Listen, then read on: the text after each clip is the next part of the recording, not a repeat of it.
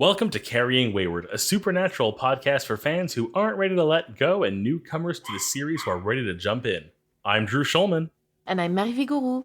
In this episode, we're diving into Supernatural Season 8, Episode 16, Remember the Titans. Let's get this show on the road.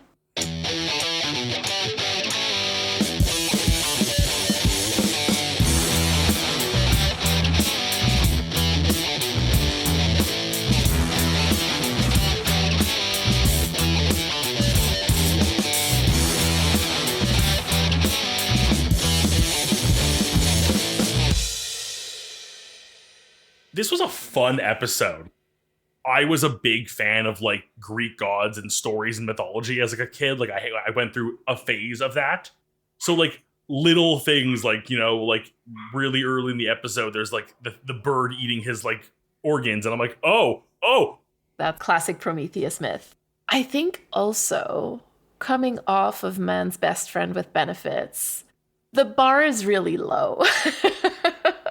Like, it didn't take much to outdo that. So I kind of wonder if this episode had been placed maybe after a stronger episode, how we would feel about it. At the same time, I don't want to think too much about it because it was a very fun distraction after Man's Best Friend with Benefits. I feel like I watch these episodes far enough apart because of the way we do the podcast that, like, unless there's a direct tie to the previous episode, they do feel pretty standalone-ish to me when they can. I personally felt this one stood well on its own. It isn't like a groundbreaking, important episode, but it's an enjoyable episode. It is good characters. I like a little bit of what we get out of it. I love getting a bit more of that Greek mythology mixed into our supernatural. So, like, overall, would not skip. This week, patrons and coffee supporters got to hear us answer the question, what was your favorite Greek god growing up? On the supporter-exclusive Impala Talk feed. You can go to carryingwayward.com to support us and claim your perks. Drew, are we ready for this week's recap? I certainly am, if you count me down. 3, 2, 1, we're legacies. God, that line. We have a mysterious drifter who gets hit by a car, and while the cop is literally reporting the dead body and watches a bird eating his liver, as we already mentioned, he just gets up and walks away. And we have this man who's now continuously dying and coming back to life, and it turns out this is happening daily. Sam and Dean expect zombie. Dean's a bit upset when it's not zombie, but we then find out through, it takes him a while actually to figure it out, but we end up meeting a woman that he met on these mountains, his child, who's also doing this dying, coming back to life thing, and they eventually put together, this is Prometheus, the Titan who stole fire from the gods on Mount Olympus and gave it to man, and then Artemis is involved, and Zeus is involved, and there's a love story involved that Sam's totally like with it about because of his knowledge of Greek mythology, and ultimately, kind of a sad ending as we lose Prometheus. He finally gets a final death. Sam and Dean don't really, basically sort of, help the story along. They're kind of, side characters. But the kid is safe. His girlfriend is safe. Artemis gets away. Zeus is dead. Time. I mean, they killed Odin, so it sort of makes sense that they're going to kill Zeus as well, right? This episode was written by Daniel Laughlin, directed by Steve Boyum, who was a usual director in the first 5 seasons. So to give you an idea, his last episode that he directed was Swan Song. Whoa! And this episode originally aired on February 27th, 2013. To come back after so many seasons away, does Steve continue beyond this, or is this kind of like a weird one-off return? No, he continues. Oh. So in this episode, we see Dean very briefly interacted with another nonverbal boy, and the last time that this happened was in season 1, Dead in the Water. The connection was made immediately. At the end of the episode, we see Dean praying to Cass and turning around to see if he's there. And that just makes me absolutely feral. Ugh, my heart breaks. Oh, definitely. So we don't have that much long game this week, as, you can tell there were only 2 lines, but I'm just going to highlight a couple of things that I really loved in this episode that has kind of no real bearing on the story. Please do. I loved that we got to see Dean wearing his slutty little robe that looked like a gown with a slit so we could see his leg peeking through. Definitely a choice. I love that. Definitely loved how excited they got at the idea of hunting zombies. I feel like we've dabbled in zombies, but I kind of want a classic zombie episode finally. It would be nice, wouldn't it be? Especially if that episode had a really beautiful parallel with Dean and Cass for some reason. Whatever. Oh, don't do this to me. You're like Rolodexing. What is the zombie episode? Oh, that one. Oh, let's just leave a subtle hint for Drew. You have to realize that this isn't for you, it's for the listeners. I know it is. I know it is. I'm so sorry, but this is not for you. I also love the little callback to Wood Chipper Beats Everything. This made me so happy. I love that it's just like it's kind of like the back pocket like emergency button of like, well, Wood Chipper beats everything. It's what Bobby taught us. I know, there you go. I don't think this is meant to be funny, but I thought this was incredibly funny. It's like the fact that the script never actually mentions like what mountain in Europe or even like what country in Europe. And like I said, I personally find this hilarious because that is literally the equivalent of saying like a highway in the US. It's like you could not be less precise. I feel like the jump from like we don't know who this man is to it's Prometheus is so weirdly like sudden. And I kept expecting the answer to be like her to finally reveal, oh yeah, we were on like whatever mountain, and being like, isn't that canonically Mount Olympus where all the Greek gods live? Wait a minute. And then that would be his dot to draw together. Like I was waiting for it to, I kept being like, and the mountain was. I also loved Dean's reaction to Prometheus when he says that he needs to get as far away from his son to protect him, because Dean is like, so you just found out you have a 7-year-old and you're just going to bounce. It was very, very protective, very Dean-like, very dad-like. Love it. The whole Dean as a parent vibe where it's like, just like any opportunity for Dean to like be a parent to a surrogate child is just like, you see the energy he has where he's like, no bad dadding. I did love Dean's delivery, or like Jensen's delivery of like, we're legacies about the men in letters. I just thought that was such, I want to say cute posturing, because that's kind of what it was. But it's also nice to hear like Dean refer to them as legacies. I feel like up until now it's been very much Sam. And finally, I loved Sam asking Oliver if he wants to go get some ice cream sundaes, because I can just imagine that Sam, when he was little after Hans, you know, when it was time to do the burn-in, he would have given a lot to not be there. And so to see him give that opportunity to this little boy was really kind of lovely. It felt like a really meaningful moment for Sam and the kid to like say no, which I understand, but also like, oh, like you could just see Sam was like, I want to spare you this pain.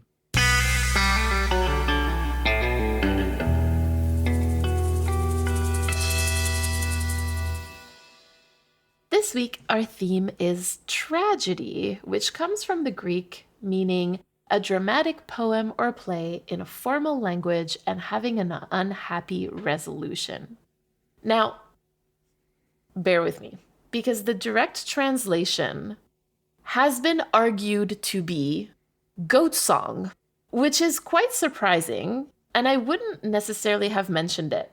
But the part of the word that means goat is etymologically related to words that mean like to eat, to browse, to gnaw at something, which immediately made me think of like the modern fandom phrase, like to gnaw at one's enclosure. Maybe that's the goat song, you know? Like maybe thousands of fans talking or crying about something is the goat song. Today, we're going to be talking about tragedy in the literary sense of the term. And we did talk about that a little bit when we talked about Cass and the Purgatory Souls, when we compared that storyline to Icarus's myth, who is to a certain degree a fallen angel, right? And again, we talked about it on the episode with JJ, where JJ and I compared Achilles and Patroclus to Dean and Cass. So before I start with Sam, I want to explain a little bit of what I'm going to do today to talk about the theme. So we know that Sam is going through a lot of stuff with like the trials, and like he's narratively going to be the center of attention for a little bit. So it makes sense that this episode would be a way for the writers to like tell the story of Prometheus as a way to foreshadow Sam's like upcoming narrative arc. But the more I watched the episode through that lens, the more I actually saw that this parallel actually works incredibly well for Dean, and arguably, I think it works even better for Dean. So I'm going to start by talking about Sam and the ways that like the tragedy of Prometheus, as told in this episode, right? Like we're really going to focus on what's said in this episode. So how that tragedy is a parallel to him. And then we'll do the same with Dean. That's a very exciting take. Like I definitely see the Sam side of things. So I'll be intrigued to see what you have for Dean. So like, I definitely want to hear more about this. So like, please carry on. So the first point to discuss here, I think, is when Sam and Prometheus are talking about why they're risking their lives to help others, right? It starts with Prometheus asking why Sam is risking his life to help him personally. But I think it's important to keep in mind that Sam hasn't been doing so hot since the first trial, and that maybe there's a very large part of risk that he's taking there too, right? In doing the trials are a risky thing. But Sam answers the question with another question, asking, like, why'd you risk yours to steal that fire? And of course, Prometheus doesn't remember, right? Because in this story, he has some sort of amnesia. And Sam continues, well, trust me on this. It was worth it. You pretty much saved the whole world. Thinking back to what we were talking about last week, I think Sam is thinking about what closing the gates of hell means to Dean and what it would mean for the world. And so his response to Prometheus is actually like his own motivation to keep going. He wants to save the world, right? And the thing is, like, if we look back, Sam has already sacrificed himself to save humanity. He jumped into the pit with Lucifer, like, quote unquote, wearing him to the prom. Like, he has done this before. And like you said, it really seems like a great reflection on himself, accepting the risks and potential dangers of the trials in order to do something for the greater good. I feel it goes even deeper as like Prometheus takes up the new mission to save his son from his own fate. Sam too is not just doing this for himself or the world, but to prove himself in Dean's eyes. And to give Dean a chance to keep going and maybe find his own peace one day. Tragically giving up on his own future for the, one of the few people in his life that he's closest to. There's a line at one point where he says, like, if I can't save the one person, if I can't save my son, then it's not worth it, right? Like, because and that's right after Sam says, like, it was worth it, you saved the world. And then Prometheus is like, well, what use is all that if I can't even save my son? And I do feel like there is some of that with Sam here. I agree.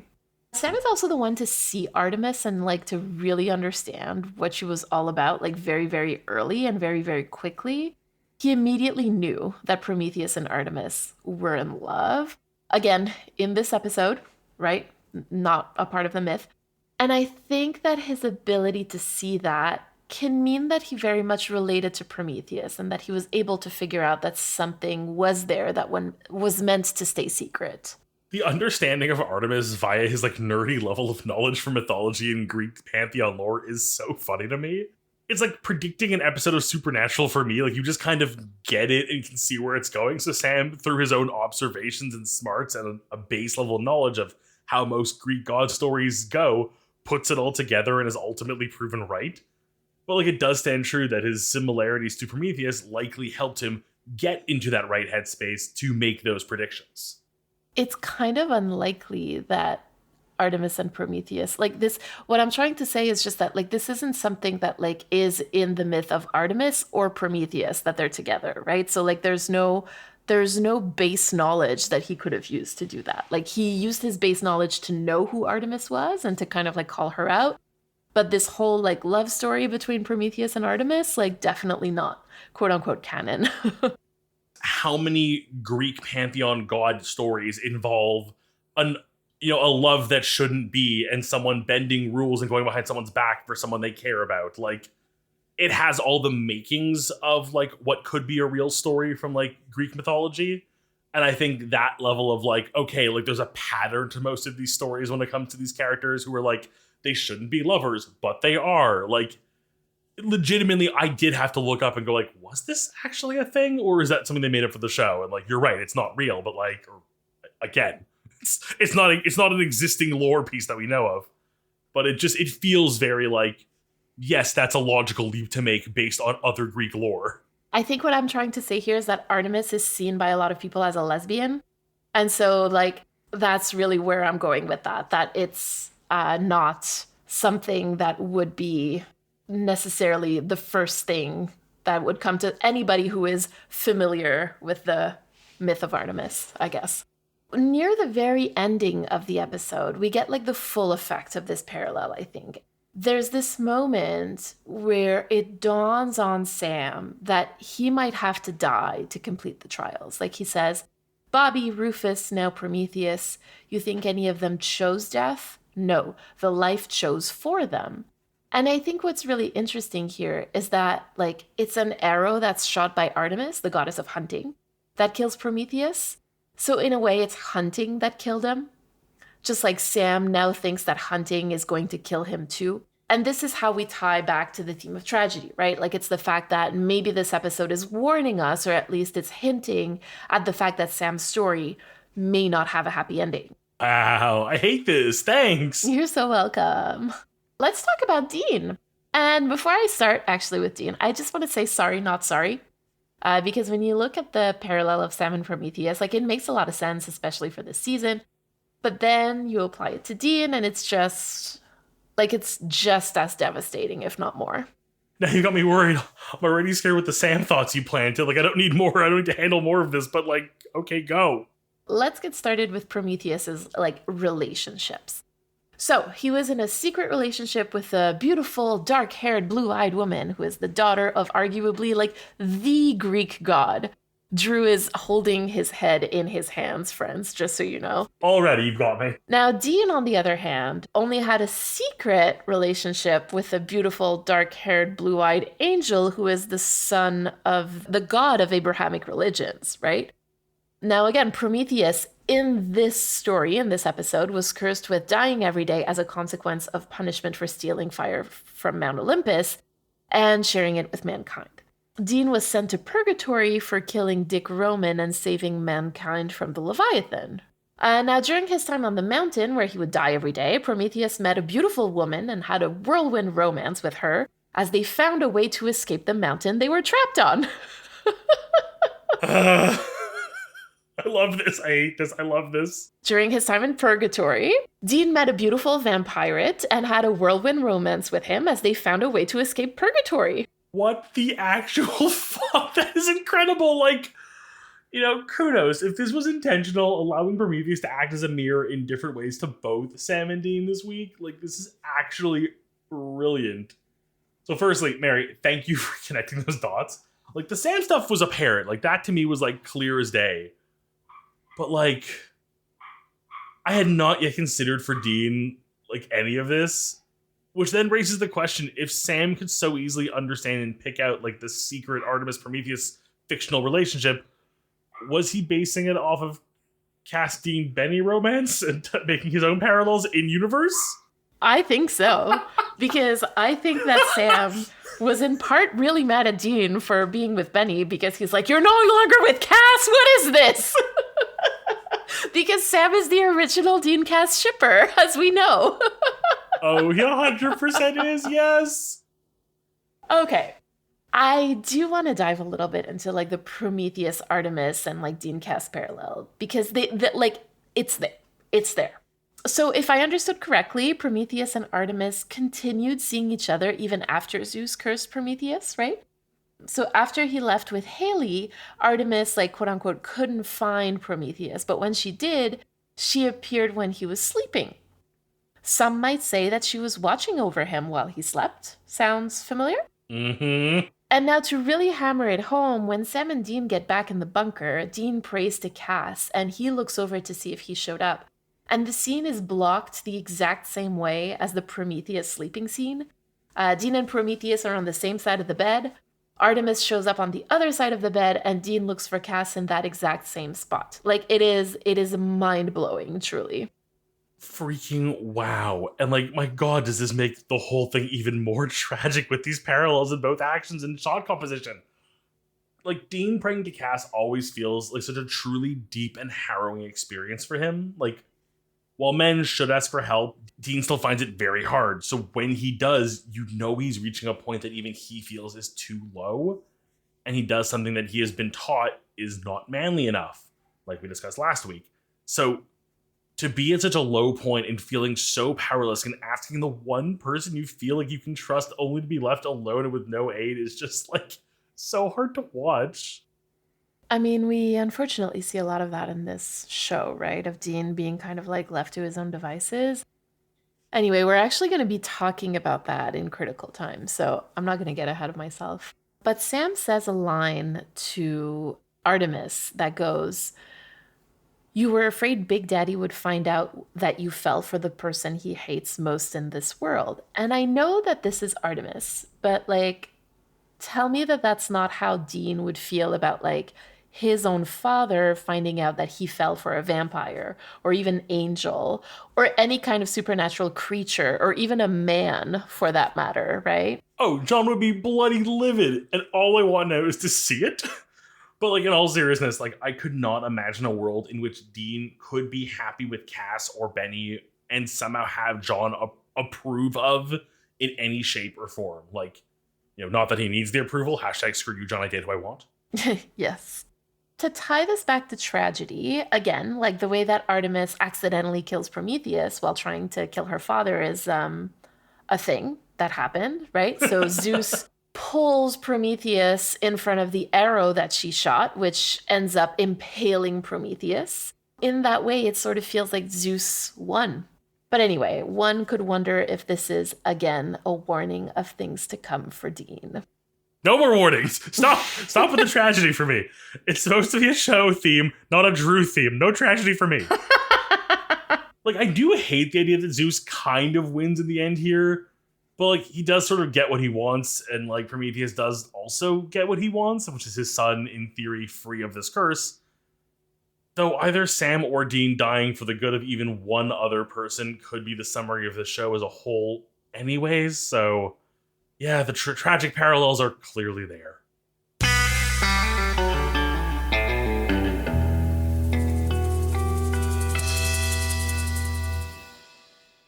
This week, I'd like to focus on one line of dialogue that Dean says when he prays to Cass. He says, "You know I'm not one for praying, because in my book, it's the same as begging."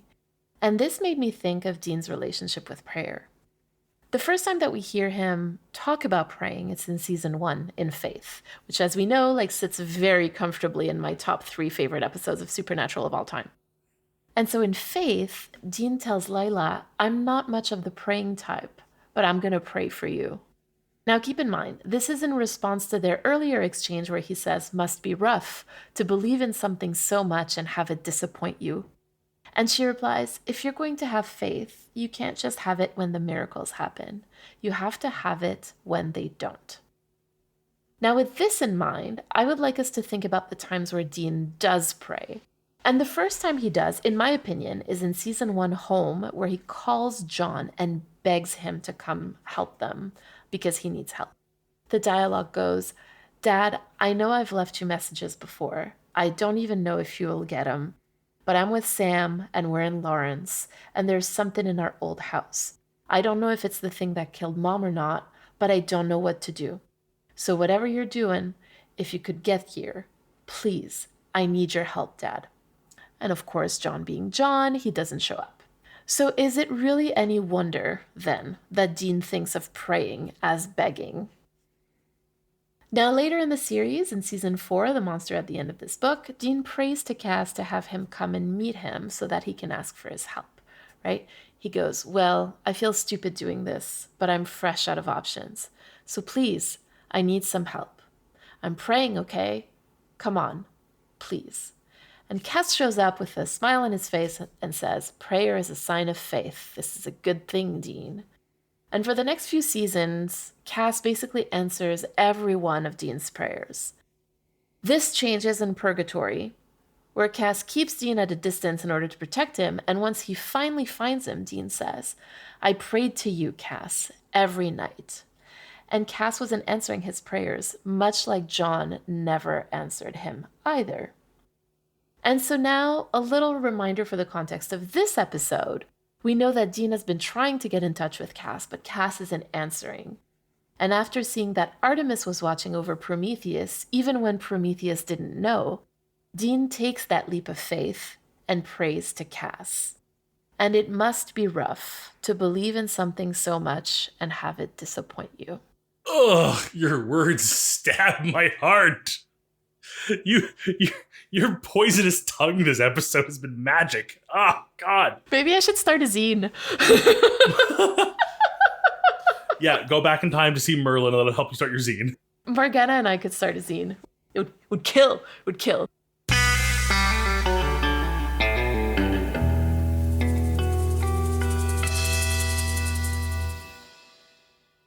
This week we have a message from Rose. Before we listen to it, we want to remind you to send us a 3-minute voicemail. To respond to anything we discussed today or ask us a question, you can use the recording app on your phone and email us that recording at carryingwayward@gmail.com. Hi, Carrie Wayward, this is Rose, and in this voicemail, I wanted to talk about the concept of the Winchesters as a cosmic force and this kind of like cosmic decision maker. And I wanted to get you guys' opinion on when this happened and when the boys realized that they could have influence on a cosmic level, and when did other characters in the show, other entities in the hunting community, realize that they had cosmic influence as well. In my opinion, this started in season 5 when they started to have input on cosmic level, because in season 5, during the Michael and Lucifer apocalypse, their consent was necessary. And they kind of use this as a bargaining chip. That's a different point for a different voicemail. The fact that their consent was used as a bargaining chip for so long, like several seasons, that's problematic on its own. But they realize that their input is necessary in order for this thing to happen, and they become minor players on a cosmic level in season 5. And then in season 6, they become major players, in my opinion, when they bind Death. When they bind Death, they're afraid of this action. They're afraid of the consequences of this action. But in my opinion, they're only afraid of Death because they don't know how to kill him yet. And that's another voicemail I want to tell them, the fact that the Winchesters are only afraid of things that they don't know how to kill.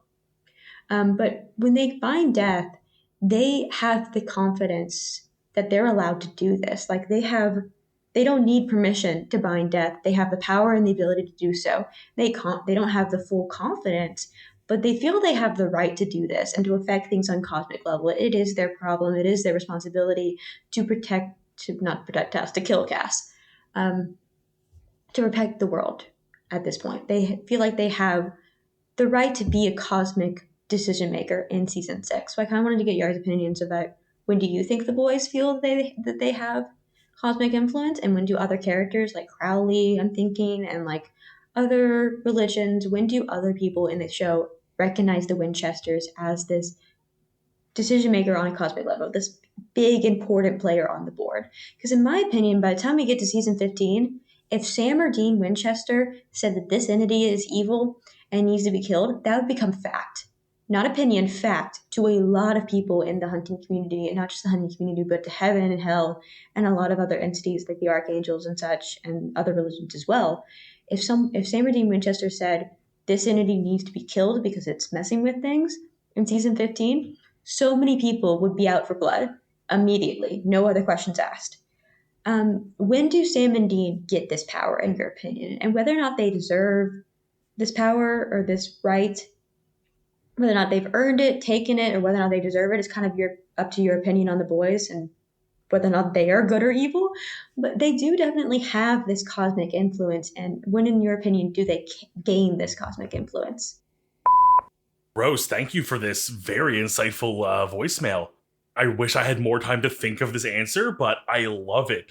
I love the idea that there's one that you specify the first apocalypse, the Michael Lucifer one. We have to start labeling our apocalypsi. I don't know. I feel like apocalypse shouldn't need to be pluralized ever. Also, I feel like we do by now in season 8. I think they have hinted at knowing how to kill Death. Maybe I'm wrong. We'll learn more about it later. Anyways, my point being though, you're right. There is really this moment where they go from being just run-of-the-mill hunters to something more. Maybe it'll come to me in a bit for Dean, but I think for Sam, it's the whole demon blood arc when he kind of finds out that he's more than a hunter. At that point, they already knew about the Lucifer connection. They already knew about Dean with the Sword of Michael thing. And while, yes, those required them to consent to or be players in, it made them feel like pawns in a bigger game. But Sam, when he starts drinking demon blood and we see his powers grow and he thinks he's doing this thing that no one else can do and going to these new levels that are beyond any other hunter, I think that's the first time that Sam probably really feels like he has a place on a much higher level of understanding, at least in doing things, above what he once had before that. I think for Dean, there's a level of Dean that even if he does kind of have that power, and maybe we'll get to it later, or Mary, if you have a point in Dean that you think makes more sense that I haven't come to, even if he has achieved that point, I don't think he sees it in himself. I don't think he believes that he is better than anybody in a way like that. And I feel like Sam has come down a bit since the demon blood thing, but that was the first time he felt that power. And while Dean has done crazy things like binding Death and like taking control of him essentially, I don't think he's ever really felt like I'm above other hunters and get to make decisions. He's just in the right place in the right or the wrong place at the wrong time or right time and doing what he feels he has to do out of duty. I was telling Drew before we started recording our responses that this feels like a really intense like essay question. Because I'm like, well, I feel like there are multiple parts to this question also. I think the main question was when are they recognized as a cosmic force and when do they recognize themselves as a cosmic force? I think that there are a few like turning points. And I agree that for Sam, it happened really early. He was chosen by Azazel, and fed demon blood really early on. And so he's like, I am a cosmic force. I am a force to be reckoned with. So Drew, I think you're absolutely right with that. At the same time, I feel like in response to that, Dean became very aware, of his job to protect Sammy, right? And so in that sense, he became responsible to harness the cosmic force that was Sam at that time. And so I don't know that he saw himself necessarily as a cosmic force, even though his consent was necessary, for Michael to inhabit his body. He certainly felt responsible for Sam. If we move forward a little bit, I think that there is definitely something to be said about Appointment in Samara, where he does, become Death, and he realizes that his actions have consequences beyond his control. Because that's kind of Sam's, like, the story of Sam's life, right? All of his actions have, like, immense consequences for everybody. And so, like, he's had to learn that a really long time ago. But Dean is kind of, like, learning that in season 6 when that's happening. Also, like, the end of season 6 with, again, Dean feeling very responsible for the cosmic force that is Cass and realizing that he has an effect on this particular cosmic force due to the relationship that he has with him. A little bit same but different kind of with Sam earlier. When we start hitting this season, or like last season with Reading is Fundamental, and then the Angel Demon tablet and the trials, I think this is where they both realize that like what they say becomes law. So like they say we're going to close the gates of hell, we're going to close the gates of hell. They say that like, this can't happen, then this can't happen. And so I think this is when they enact those things. So again, whether it is entirely conscious that they are cosmic forces, I'm not 100% sure, but they certainly know how to act on those things. I'm not going to go into later seasons just because, Drew and all, but I think that there's some really interesting things to say about that there. I will say that very few people realize how powerful they really are until Crowley. Crowley has that famous line of saying, like, am I the only one who knows not to underestimate those denim-wrapped nightmare, right? Which I think is really, really funny. So I think that Crowley is the first one who really realizes, he's like, oh my God, these two men, like they have a force that they don't really understand. I hope this answers your question. And you mentioned a lot of other things that you think should be another voicemail. And I agree with you. I think that you should definitely send in more voicemails. So thank you so much for that.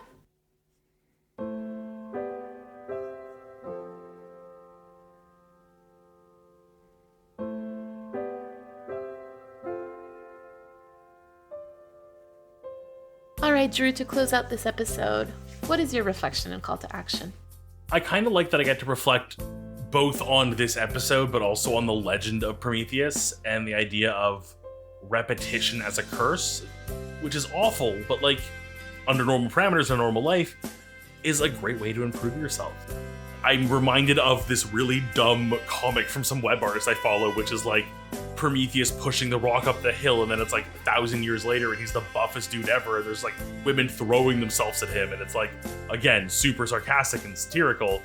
But like, the best way to learn and grow is to take something that you might not be the best at and practice and do it again and repeat yourself and push yourself. So very, very specific call to action is just to keep throwing myself into voice acting auditions, looking for more roles, more varied auditions, and just not stop trying. Just keep pushing myself. And Mary, your call to action and reflection this week? Well, so lately I've been thinking about stories in general and the stories that I tend to gravitate towards. And so today we talked about tragic stories. And the thing is that those are not the stories that I tend to enjoy. And so my call to action is really to just kind of accept that like it's okay to drop a story, whether it's a TV show, a movie, or a book. Like, I don't actually need to put myself through that. It's okay. Quit things. So I'm going to keep trying and you're going to quit stuff. Exactly. There you go.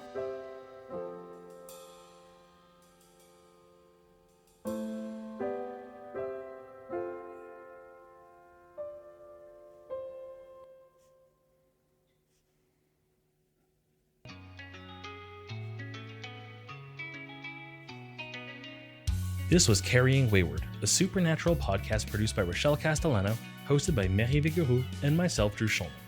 Thank you to everyone supporting us on Ko-fi or Patreon, especially our bunker supporters, Elle, Jeremiah Thomas, and Simone. We'd also like to thank Jake Lionheart for our music, and Jacqueline Tucci for additional sound editing. Head over to carryingwayward.com to become a patron or a Ko-fi subscriber, and for our merch store and socials. And rate us a review on Apple Podcasts. Carry on, our wayward friends.